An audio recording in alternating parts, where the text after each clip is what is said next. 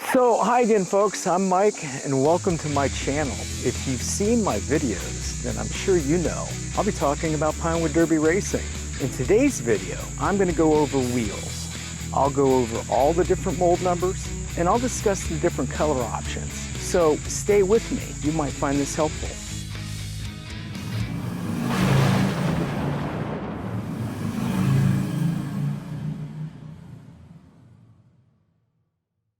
So folks, this is not going to be a short video. As a matter of fact, I may have to cut this into two separate videos because there is so much to go over when it comes to wheels. There are 16 different mold numbers available made here in the United States. There are 4 molds that were made in China. Now they're no longer being made, but they're still available. So there are 20 different molds to discuss.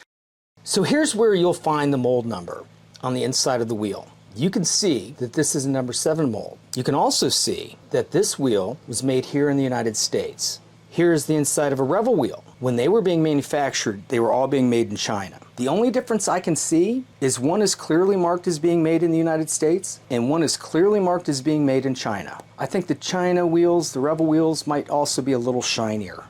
Now I should mention, if your rules specify that you must use the wheels from the current year kit, then the Revel wheels would not be legal. Also, because those kits didn't include any colored wheels, you would be limited to black wheels manufactured here in the United States. Now, because this video series is not solely dedicated to scout racing, I'm also trying to appeal to those people who may want to make the transition from scout racing to an adult league. I'll also be discussing the colored wheels and the Revel wheels. The league that I currently race in allow them both. Now, if I'm going to throw in all the different color options also, and by the way, yes, there are differences based on color, that's just a lot of information to go into. But I'll show you, based on what the rules state, how I determine which wheel I'd use.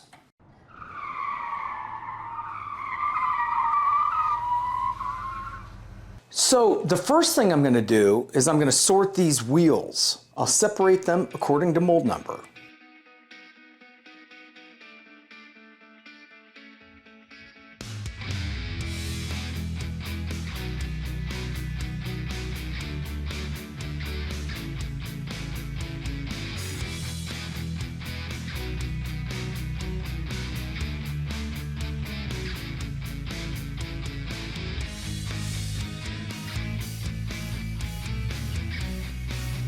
Now that they're separated, I'm going to check each mold number for 3 different things. I'm going to weigh them, I'm going to check their bore size, and I'm going to check to see how much run out they have. And then I'll carefully record that.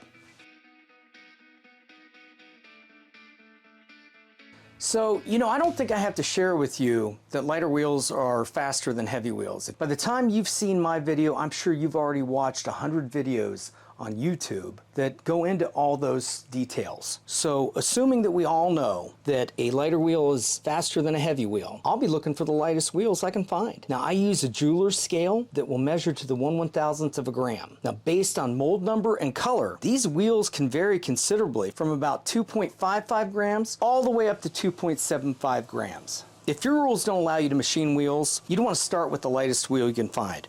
Or if the class that you're racing in the adult league, allows machining, but they don't have a minimum wheel weight requirement, you should also start with the lightest wheel you can find. Now there are many classes in the adult leagues that have minimum wheel weight requirements, but they allow machining. The heaviest wheel you can find is a more desirable starting point, and I'll go over that later when I get to the machining. Now FYI, the lightest black wheel made in the US I could find is the number 3 mold.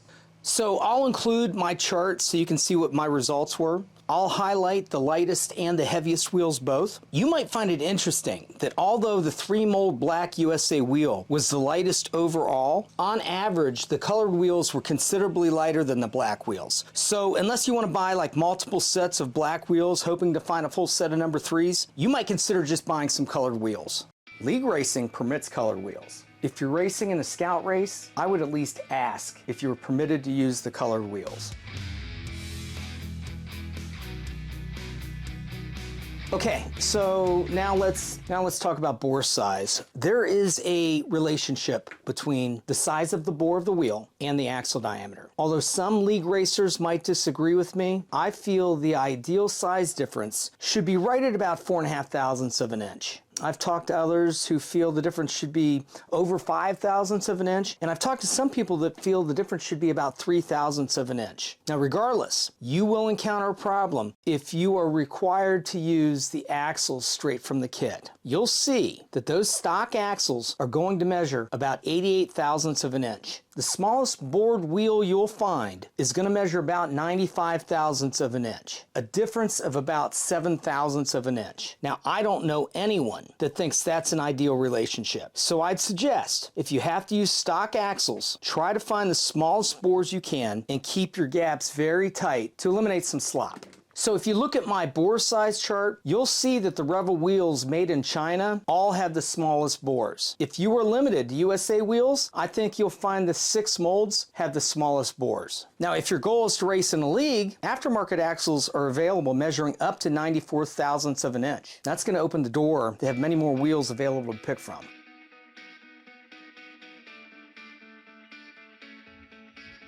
Okay, folks, let's talk run out. So when I say run out, I'm really talking about how out of round the wheel is, or the relationship the tread has to the bore. Now by looking at a wheel, they all appear to be round, but most wheels are slightly egg-shaped and have a small amount of run out. Now this is what run out looks like on my lathe. And this is what a wheel without run out looks like on my lathe. Now I know most people don't have a lathe, but run out can also be measured with the dial indicator. Now I picked this one up at a local hardware store.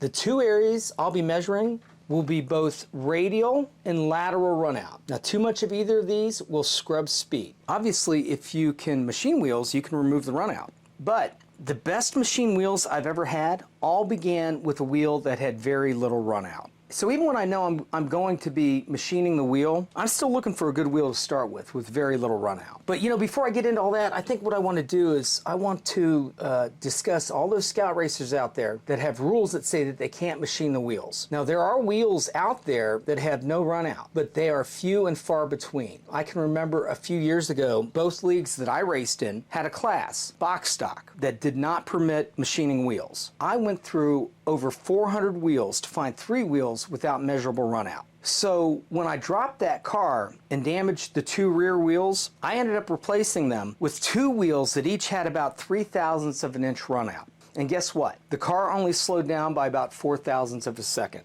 Now I know in league racing that's a huge amount. Races are won and lost by just a few thousandths of a second. But I don't think it's that much in a scout race. I mean, we all know scout races are won by, you know, up to maybe half a second. So I guess what I'm trying to say is if you found a light wheel with a small bore that only has about 3 thousandths run out, I'd use it.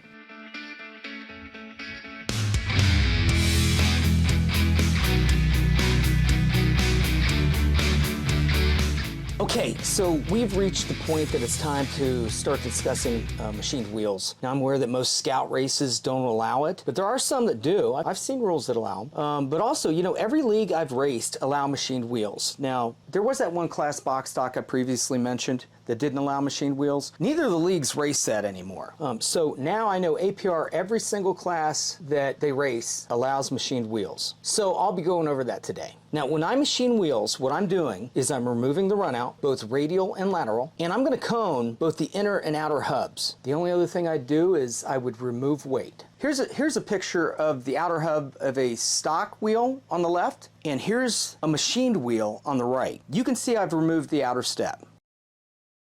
I mentioned earlier that if the class you are racing has a minimum wheel weight requirement, you want to start with the heaviest wheel you can find, and here's why. So for the sake of this conversation, let's say I'm building a BASX car that requires a 2.4 gram wheel. I can't go any lower than that. Now, if I were to start with this wheel that weighs 2.523 grams, I'm only permitted to remove 0.123 of a gram total. And I happen to know, you know, after I cone the hubs, that's going to leave me about 0.1 gram that I can remove from the perimeter of the wheel.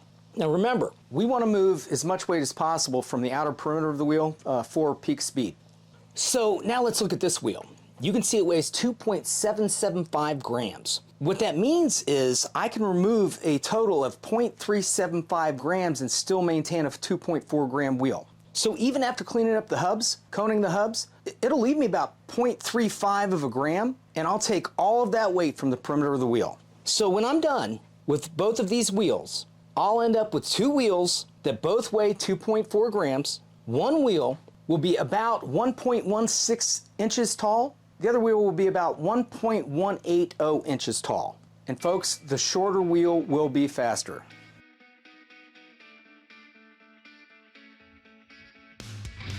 Okay, so the last thing we need to discuss is when should you use the lightest wheel. I've already mentioned that if your rules don't permit machining, then you should start with the lightest wheel possible. But also, in league racing, where you can use machine wheels, every class that does not have a minimum wheel weight requirement, your starting point should be with the lightest wheel you can find. If you start lighter, you'll end lighter. So here's a wheel I machined for MA class, the Mid-America class that they race at APR. There's no minimum wheel weight requirement. The only rules are that the lettering on the inside and outside of the wheel need to remain. Now this is about as light as I can typically go. I try to keep the tread thickness to about 30 thousandths of an inch. If I go smaller than that, the tread will flex, and that normally slows down my car. So guys, I'm gonna wrap this one up. Thanks again for watching my video. If you've made it this far, please like, share, and subscribe. I'll be picking a name at random and sending that person a set of BASX wheels. We'll see you on the next one.